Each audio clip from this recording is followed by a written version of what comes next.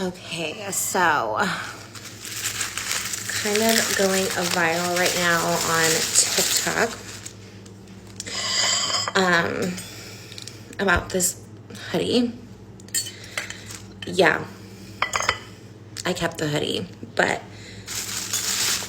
it's really, really cute, and I'm notorious for keeping hoodies. Like, look at this hoodie. Like, it's literally so unique. Like, and I just want it to be cozy because I'm like a small, like, girl, and I want to be cozy in it, you know? I'm like, I don't know. People take it, like, so seriously, but if people know me, they know. They're like, oh, yeah. If I give that girl this hoodie, like, I'm never giving it back. Like, it doesn't matter who you are.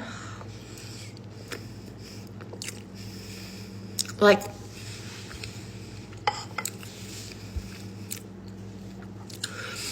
if I really wanted to show off, like, oh, I got this hoodie from a boy, like, I could get a boyfriend. Like, it's not that hard, okay?